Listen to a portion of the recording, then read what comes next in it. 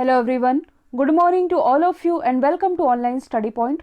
दोस्तों, आज है 18 अप्रैल और आज की इस वीडियो में हम 18 अप्रैल से रिलेटेड करंट अफेयर के सभी इंपॉर्टेंट क्वेश्चन को कवर करने वाले हैं। और देखिए, जो भी स्टूडेंट एसएससी एग्ज़ाम के लिए प्रिपरेशन करते हैं उनके लिए सबसे इम्पॉर्टेंट होता है इस मूवमेंट की टेस्ट सीरीज़ को रिलीजियसली फॉलो करना।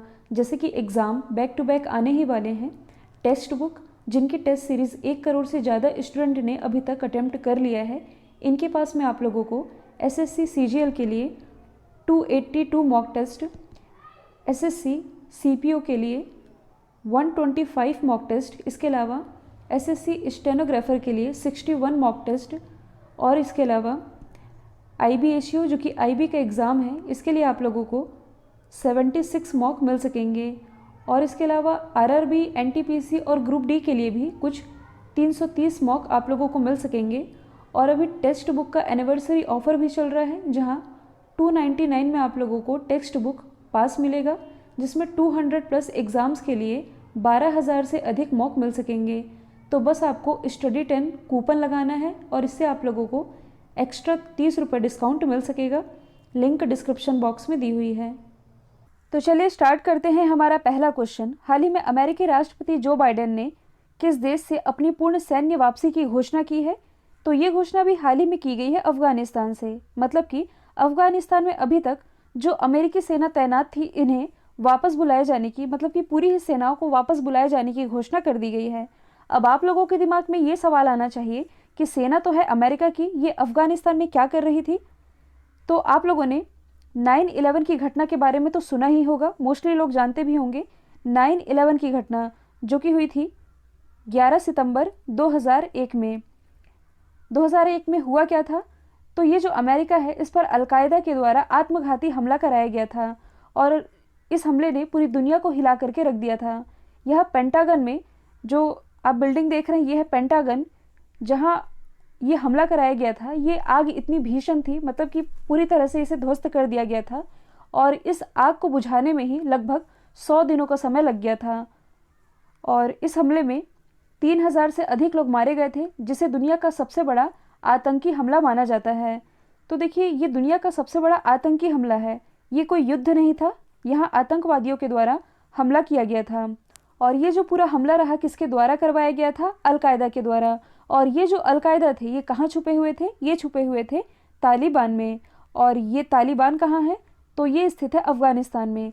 तो इन्हीं तालिबानी आतंकवादियों को ख़त्म करने के लिए जो अमेरिका है, इसके द्वारा एक ऑपरेशन चलाया गया था। इसका नाम है ऑपरेशन एंड्योरिंग फ्रीडम।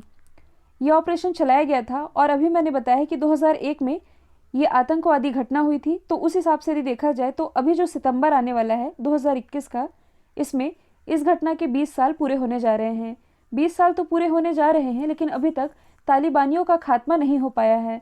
तो 2020 में जब अमेरिका में डोनाल्ड ट्रंप की सरकार थी, तब इन्होंने एक शांति समझौता कर लिया था। क्या शांति समझौता किया था? तालिबान के साथ एक समझौता किया था कि अब हम अपनी सेना को अपने देश वापस बुलवा लेंगे। तो इन्होंने घोषणा की थी कि हम फरवरी 2021 तक अपनी सेनाओं को अपने देश में वापस बुलवा लेंगे, लेकिन ये नहीं हो पाया। तो अब नई सरकार आई है जो बाइडेन की, इन्होंने अब इसके 20 साल पूरे होने के पहले ही, मतलब कि सितंबर में 20 साल पूरे होंगे, उसके पहले ही अपनी सेना को अपने देश बुलाने की घोषणा कर दी है। और यदि देखा जाए तो अफगानिस्तान में फिलहाल 2500 अमेरिकी सैनिक ये तैनात थे, जिन्हें अब इनके देश वापस भेजा जाना है, यानी कि ये अपने देशों में वापस लौट जाएंगे। अभी मैंने बताया है कि आतंकवादियों का पूरी तरह से सफाया नहीं हुआ है। अब सफाया तो नहीं हुआ है, इसमें अमेरिका का क्या कहना है? अमेरिका ये मानता है कि इन तालिबानियों का इस्तेमाल जो है, ये कौन कर सकता है? ये कर सकता है पाकिस्तान, क्योंकि अभी मैंने बताया है तालिबान ये स्थित है अफगानिस्तान में।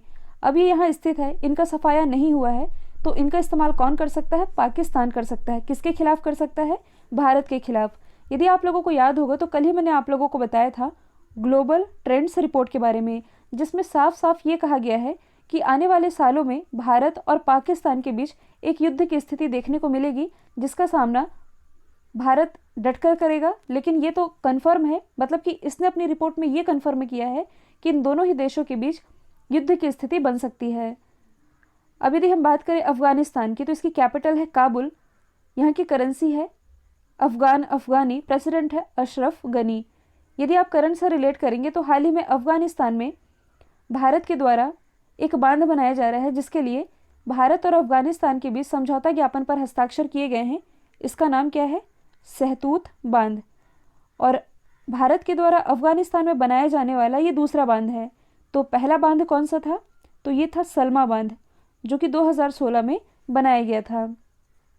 अगला क्वेश्चन है, हाल ही में इन्फोसिस कंपनी ने environmental, social and governance committee गठित की है। तो इस समिति के अध्यक्ष के रूप में किसे नियुक्त किया गया है? ये बनाई गई हैं किरण मजुमदार शॉ।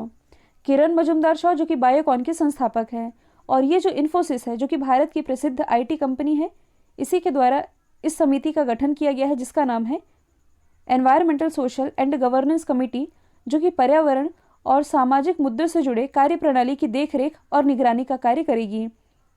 यदि हम बात करें इन्फोसिस की, तो इसकी स्थापना 1981 में की गई थी। हेडक्वार्टर स्थित है बैंगलोर में। बैंगलोर जो कि वृषभावती नदी के किनारे बसा हुआ है, ये है कर्नाटक की राजधानी।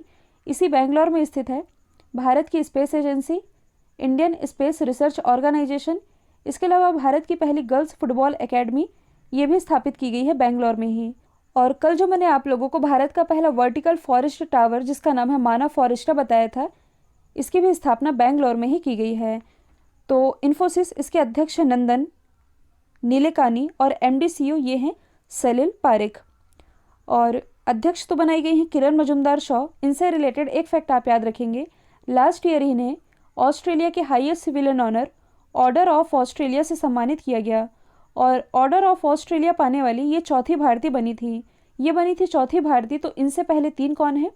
मदर टेरेसा, सोली सोरभजी जो कि भारत के पूर्व अटॉर्नी जनरल रह चुके हैं, और तीसरे हैं सचिन तेंदुलकर। चौथी बनी किरण मजुमदार शॉ। अगला क्वेश्चन है, हाल ही में हिमाचल दिवस ये कब मनाया गया है? तो हिमाचल प्रदेश ने अपना स्थापना दिवस हाल ही में मनाया है 15 अप्रैल को, जबकि इसी महीने के स्टार्टिंग में 1 अप्रैल को जो ओडिशा है इसने मनाया था उत्कल दिवस, जिसे आप ओडिशा दिवस के नाम से भी जानते हैं। और अब 15 अप्रैल को मनाया गया है हिमाचल दिवस। तो अब हम हिमाचल प्रदेश से रिलेटेड सारे फैक्ट डिस्कस कर लेते हैं। 15 अप्रैल 1948 को हिमाचल प्रदेश की जो स्थापना है ये एक यूटी के रूप में की गई थी, लेकिन 1971 में ये भारत का 18वां राज्य बना। वर्तमान में यदि देखा जाए तो हिमाचल प्रदेश की राजधानी शिमला, मुख्यमंत्री है जयराम ठाकुर, राज्यपाल है बंडारू दत्तात्रेय, लोकसभा सीटें आती हैं 4, राज्यसभा सीटें हैं 3 और विधानसभा सीटों की संख्या है 68। इंपॉर्टेंट नेशनल पार्क की यदि बात की जाए तो Pin valley, Inder Kila, Khir Ganga, Simbalbara, Great Himalayan National Park ये सभी स्थित हैं हिमाचल प्रदेश में ही। अटल सुरंग, इसका उद्घाटन लास्ट ईयर ही हिमाचल प्रदेश में किया गया है। ये स्थित है रोहतांग दर्रे में। और भारत में पहली बार हींग की खेती ये होनी है हिमाचल प्रदेश में ही। कहाँ की जाएगी? लाहौल स्पीति वाले एरिया में। और हाल ही में हिमाचल प्रदेश ने धर्मांतरण कानून का पालन न करने वालों पर 7 साल की सजा का प्रावधान भी कर दिया है। हाल ही में यहाँ की पोंग झील जो कि चर्चे में रही है, क्योंकि हाल ही में यहाँ एक हफ्ते के भीतर ही लगभग 1200 प्रवासी पक्षियों की मौत हो गई। यदि आप करंट से रिलेट करेंगे तो ई कैबिनेट लागू करने वाला भारत का पहला राज्य ये हिमाचल प्रदेश भी है। इसके अलावा न्यू एजुकेशन पॉलिसी लागू करने वाला भारत का पहला राज्य ये भी हिमाचल प्रदेश है। 100% एलपीजी कनेक्शन प्रोवाइड कराने वाला भारत का पहला राज्य ये भी हिमाचल प्रदेश ही है।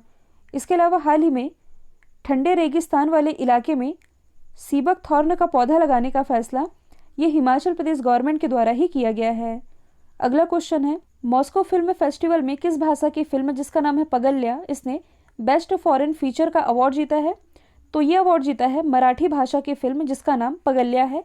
इसके निर्माता और निर्देशक यानी कि डायरेक्टर का नाम है विनोद सैम पीटर। यदि हम बात करें मॉस्को की, मॉस्को किसकी राजधानी है? तो ये है रशिया की राजधानी। रशिया जो कि एशिया महाद्वीप में भी आता है और यूरोप महाद्वीप में भी आता है। रशिया का वह वाला हिस्सा जो कि एशिया महाद्वीप में आता है इसे साइबेरिया कहा जाता है। और यही जो इसकी राजधानी है मॉस्को जो कि स्थित है यूरोप महाद्वीप में। हाल ही में जो ग्लोबल ट्रैफिक इंडेक्स रिलीज किया गया था इसमें मॉस्को रहा था टॉप पर। दूसरे स्थान पर टॉप पर है मुंबई, मतलब कि दूसरे स्थान पर मुंबई है भारत की तरफ से, ये है टॉप पर। अगला क्वेश्चन है, आहार क्रांति मिशन की शुरुआत किस मंत्रालय ने की है? तो इसकी शुरुआत अभी हाल ही में स्वास्थ्य मंत्रालय यानी कि मिनिस्ट्री ऑफ हेल्थ के द्वारा की गई है। क्यों की गई है? तो जिस हिसाब से पूरे भारत का माहौल, भारत क्या पूरी दुनिया का यदि आप माहौल देखेंगे तो सबसे बड़ी समस्या फिलहाल क्या है, तो भूख और गरीबी की समस्या सबसे ज़्यादा बढ़ चढ़कर सामने आ रही है। क्योंकि ये भी नहीं कहा जा सकता कि कोरोना का संक्रमण ये कब तक रहने वाला है। हमारा और आपका तो ठीक है, आप घर में बैठे बैठे मोबाइल देख रहे हैं या वीडियो ही देख रहे हैं। ऐसे भी मज़दूर हैं जो कि रेडी मज़दूर जिसे आप कहते हैं, कि दिन में कमाते हैं और उसी पैसे से उनका घर चलता है, मतलब कि पर डे कमाना है, पर डे खाना है। उन बेचारों का क्या होगा, क्योंकि लॉकडाउन की स्थिति ये बनने लगी है और ऐसा भी माना जा रहा है कि शायद हो सकता है कि फिर से लॉकडाउन पूरे भारत में लग जाए। और ऐसे में ये बेचारे क्या करेंगे, जिन्हें डेली कमाना है और डेली खाना है। तो इसी समस्या के समाधान के लिए मिनिस्ट्री ऑफ हेल्थ के द्वारा इस पहल की शुरुआत की गई है, जिसका नाम है आहार क्रांति पहल। और केंद्रीय स्वास्थ्य मंत्री हैं डॉक्टर हर्षवर्धन। इनकी कॉन्स्टिट्यूंसी क्या है, तो ये है चांदनी चौक, दिल्ली। देखिए, यहाँ भूखमरी और गरीबी की बात की जा रही है, तो यदि आप लोगों को याद होगा तो हाल ही में एक रिपोर्ट जारी की गई थी जिसमें ये बताया गया था कि प्रतिवर्ष यदि देखा जाए तो भारत का पर पर्सन यानी कि प्रति व्यक्ति 50 किलोग्राम खाना एक साल में ये बर्बाद करता है। बर्बाद कैसे करता है, या तो छोड़ देता है, थाली में ही छोड़ देता है, या तो रेस्टोरेंट जाता है तो वहाँ मतलब कि छोड़ देता है, तो ऑब्वियसली उसे फेंकना पड़ता होगा। तो ये खाना किसी के इस्तेमाल में नहीं आता है क्योंकि वेस्ट चला जाता है। तो जिस हिसाब से ये भूखमरी और गरीबी की समस्या बन रही है, तो हम सभी को अवेयर रहने की ज़रूरत है। क्योंकि जो ग्लोबल हंगर इंडेक्स रिलीज़ किया गया था, इसमें अपना भारत बहुत पीछे है, 94 ये है इसकी रैंक। तो ये सोचने वाली बात है। अगला क्वेश्चन है, स्वास्थ्य पोषण पर डिजिटल कोष जिसका नाम है पोषण ज्ञान, ये किसने लॉन्च किया, तो ये भी हाल ही में लॉन्च किया गया है नीति आयोग के द्वारा। और नीति आयोग ने इसे Bill and Melinda Gates Foundation की सहायता से लॉन्च किया है, क्योंकि ये पहली बार Bill and Melinda Gates Foundation के द्वारा ही लॉन्च किया गया था वर्ष 2000 में। क्यों किया गया था, तो इसका मेन पर्पस था अमेरिका में हेल्थ सेक्टर में सुधार लाया जा सके, जो कि काफ़ी कामयाब भी रहा। इसके बाद इसे शिक्षा के क्षेत्र में भी काम में लाया गया। तो इसी के तर्ज पर अब भारत ने डिजिटल कोष जिसका नाम है पोषण ज्ञान ये लॉन्च कर दिया है, नीति आयोग के द्वारा लॉन्च किया गया है। तो इसकी फुल फॉर्म की यदि हम बात करें तो ये है national institute for transforming India. स्थापना हुई थी 1 जनवरी 2015 में। ये योजना आयोग के स्थान पर लाया गया था। हेडक्वार्टर नई दिल्ली में स्थित है। इसके अध्यक्ष हैं प्राइम मिनिस्टर नरेंद्र मोदी, उपाध्यक्ष है राजीव कुमार और इसके सीईओ हैं अमिताभ कांत। हाल ही में नीति आयोग के द्वारा इंडिया इनोवेशन इंडेक्स रिलीज़ किया गया था, जिसमें कौन सा राज्य टॉप पर है, तो इसमें कर्नाटक रहा था टॉप पर। और यहाँ यदि हम बात करें bill and Melinda Gates Foundation की, तो इसी संस्था के द्वारा हाल ही में प्राइम मिनिस्टर नरेंद्र मोदी को गोलकीपर अवार्ड से सम्मानित किया गया था। अगला क्वेश्चन है, विश्व विरासत दिवस ये कब मनाया गया, यानी कि वर्ल्ड हेरिटेज डे। तो ये भी हाल ही में मनाया गया है 18 अप्रैल को। ये हर साल 18 अप्रैल को मनाया जाता है मानव विरासत को संरक्षित करने के लिए और इसके प्रति लोगों में अवेयरनेस फैलाने के लिए ये दिवस मनाया जाता है। इस बार ये जो विश्व विरासत दिवस मनाया गया, इसकी थीम थी कॉम्प्लेक्स पास्ट डाइवर्स फ्यूचर। इसके अलावा बीते दिन ही 17 अप्रैल को मनाया गया है विश्व हीमोफीलिया दिवस। हीमोफीलिया ये क्या होता है, तो ये एक अनुवांशिक बीमारी है, यानी कि एक जेनेटिक रोग है जिसमें कि व्यक्ति को यदि चोट लगी है तो उसका जो खून का थक्का है ये आसानी से नहीं जम पाता है। तो हीमोफीलिया डे ये 17 अप्रैल को मनाया गया है, जिसकी थीम थी adapting to change sustaining care in a new world. अगला क्वेश्चन है, किस राज्य केंद्र शासित प्रदेश ने 14 हॉस्पिटल को पूरी तरह से कोविड हॉस्पिटल घोषित किया है, तो ये घोषित किया गया है दिल्ली गवर्नमेंट के द्वारा। क्योंकि आप सभी जानते हैं कोरोना का संक्रमण जिस हिसाब से भारत में फैल रहा है, सबसे ज़्यादा इसका प्रभाव महाराष्ट्र में देखने को मिल रहा है। दिल्ली ये भी कम प्रभावित नहीं है। यहाँ बढ़ते केस को देखते हुए यहाँ के जो 14 हॉस्पिटल है इसे पूरी तरह से कोविड हॉस्पिटल घोषित करने का फैसला किया गया है। और देखिए, अभी जो स्थिति देखने को मिल रही है इसे तो बिल्कुल हल्के में लेने की ज़रूरत नहीं है। खुद में केयर करे इंसान, तभी इस बीमारी से बचा जा सकता है। क्योंकि अभी ये जो कोरोना का नया स्ट्रेन चल रहा है ये सबसे ज़्यादा किसे इफेक्ट कर रहा है, जो 30+ के हैं, मतलब कि युवाओं को सबसे ज़्यादा ये अपना शिकार बना रहा है। क्योंकि देखिए, अभी क्या है कि ये जो कोरोना का नया स्ट्रेन आया है, लास्ट टाइम क्या था कि कुछ साइन के साथ आया था, जैसे कि व्यक्ति को सर्दी होती है, जुकाम होती है, फिर वो चेकअप कराने जाता था तो उसकी रिपोर्ट पॉजिटिव या निगेटिव आती थी। अब ये जो नया कोरोना आया है ये बिना लक्षण वाला कोरोना है, मतलब कि किसी को भी हो जा रहा है और कोई भी साइन नहीं दे रहा है। और ऐसा भी व्यक्ति जो कि घर में है, घर में बैठे बैठे वो कोरोना से संक्रमित हो जा रहा है। अभी हाल ही में एक रिपोर्ट जारी की गई है जिसमें यह भी बताया गया है कि ऐसा माना जा रहा है कि ये जो कोरोना है ये हवा में ही फैल गया है। तो अब ये कहा नहीं जा सकता कि ये स्थिति कहाँ जाकर के रुकने वाली है। बस यही है कि आपकी सुरक्षा आपके ही हाथों में है, क्योंकि आपकी हेल्प आपके अलावा और कोई भी नहीं करेगा। तो आप भी अवेयर रहिए, अपनी फैमिली को भी अवेयर रखिए, क्योंकि देखिए सरकार के भरोसे रहेंगे कि सरकार हमें ठीक कर देगी, तो वैसा बिल्कुल नहीं होने वाला है। आपकी ज़िंदगी है, केयर आपने करनी है। तो सैनिटाइज करते रहिए हाथों को, मास्क लगाकर ही निकलिए और ज़रूरत हो तभी घर से निकलें, क्योंकि आपकी सुरक्षा आपके हाथ है। तो अब हम जान लेते हैं दिल्ली के बारे में। दिल्ली भारत की राजधानी, ये प्रस्तावित हुआ था 1911 में, बना था 1912 में। ये यमुना नदी के किनारे बसा हुआ है। मुख्यमंत्री है अरविंद केजरीवाल, उपराज्यपाल है अनिल बैजल। ये एकमात्र ऐसा यूटी है भारत का जिसका स्वयं का उच्च न्यायालय है। भारत का पहला युद्ध स्मारक यानी कि वॉर मेमोरियल ये दिल्ली में स्थापित किया गया है। भारत का पहला प्लाज्मा बैंक, वृक्षारोपण नीति लागू करने वाला भारत का पहला राज्य, हालांकि ये यूटी है। और प्रमुख हेडक्वार्टर की यदि हम बात करें तो Indian navy, Indian air force, Indian army, BSF, CRF, Indian national science academy, defence research development organization, इन सभी का हेडक्वार्टर स्थित है दिल्ली में ही। 1 करोड़ कोविड वैक्सीन खुराक देने वाला दूसरा राज्य कौन बना है? तो ये बन गया है राजस्थान।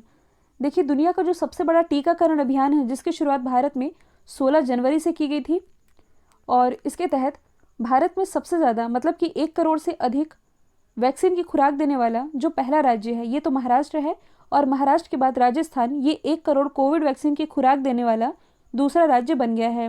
तो यदि हम बात करें राजस्थान की, जो कि क्षेत्रफल की दृष्टि से भारत का सबसे बड़ा राज्य है, राजधानी है जयपुर, इसे यूनेस्को के द्वारा वर्ल्ड हेरिटेज साइट में 2019 में शामिल किया गया था। मुख्यमंत्री अशोक गहलोत, राज्यपाल है Kalraj Mishra. Important national park हैं केवलादेव और रणथंभौर। राजस्थान का हृदय ये अजमेर कहलाता है। 2.5 दिन का झोपड़ा अजमेर में है। जंतर मंतर, थार का मरुस्थल, माउंट आबू, ये सभी स्थित हैं राजस्थान में ही। अच्छा, राजस्थान का प्रवेश द्वार ये किसे कहते हैं? तो ये कहलाता है भरतपुर। इसके अलावा आप लोगों ने जो इजराइल कंट्री के बारे में सुना होगा, इजराइल से भी यदि देखा जाए तो 17 गुना ज़्यादा क्षेत्रफल ये है राजस्थान का। प्रमुख बांध है यहाँ राणा सागर बांध, जवाहर सागर बांध, जो कि चंबल नदी पर है। चंबल नदी ये कहाँ से निकलती है? तो ये इंदौर में जो जाना पाव की पहाड़ियाँ हैं जो कि मध्य प्रदेश में है, यहाँ से निकलती है। करंट से यदि रिलेट करेंगे तो जैव ईंधन नीति यानी कि बायोफ्यूल पॉलिसी लागू करने वाला भारत का पहला राज्य, भारत का पहला ऑर्गन डोनर मेमोरियल ये जयपुर में स्थापित किया गया है। राजस्थान गवर्नमेंट के द्वारा हाल ही में गरीबों के लिए इंदिरा रसोई योजना की शुरुआत की गई, जिसके अंतर्गत गरीबों को 8 रुपये में भरपेट भोजन दिया जा रहा है। अगला क्वेश्चन है, एशियाई चैंपियनशिप में लगातार 2 गोल्ड मेडल जीतने वाली पहली भारतीय महिला कौन बनी है? तो ये बन गई हैं सरिता मोर। सरिता मोर ये कौन है? तो ये एक भारतीय फ्री स्टाइल पहलवान है जो कि बिलोंग करती हैं सोनीपत, हरियाणा से। अब यदि हम अदर ऑप्शन को डिस्कस करें तो हाल ही में जो भवानी देवी है ये ओलंपिक के लिए क्वालिफाई करने वाली भारत की पहली महिला तलवारबाज बनी है, जबकि नौकायन के लिए क्वालिफाई करने वाली भारत की पहली महिला मतलब कि ओलंपिक के लिए नौकायन में क्वालिफाई करने वाली पहली भारतीय महिला नेत्रा कुमारन बनी, जो कि चेन्नई से बिलोंग करती हैं। श्यामला गोली, इनसे आप लोगों ने क्या याद किया था? भारत और श्रीलंका के बीच जो पाक स्ट्रेट है इसे तैर कर पार करने वाली ये दूसरी भारतीय बन गई हैं। अगला क्वेश्चन है, कौन सा बल्लेबाज ICC वनडे रैंकिंग में पहले स्थान पर रहा है? तो ये रहा है बाबर आजम। इसने विराट कोहली को पीछे छोड़ते हुए पहली रैंकिंग हासिल की है। तो यदि हम बात करें बाबर आजम की, जो कि पाकिस्तान से बिलोंग करते हैं, ये रहे हैं पहले स्थान पर। और इसी के साथ जो बाबर आजम है ये पाकिस्तान के चौथे बल्लेबाज बन गए हैं जिन्होंने ICC वनडे रैंकिंग में पहला स्थान हासिल किया हो।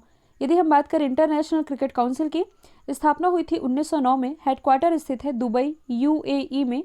और इसके अध्यक्ष कौन है? ये है ग्रेग बार्कले, जो कि न्यूजीलैंड से बिलोंग करते हैं। कल जो मैंने आप लोगों से सवाल पूछा था इसका राइट आंसर था सिद्धार्थ लोंगजाम।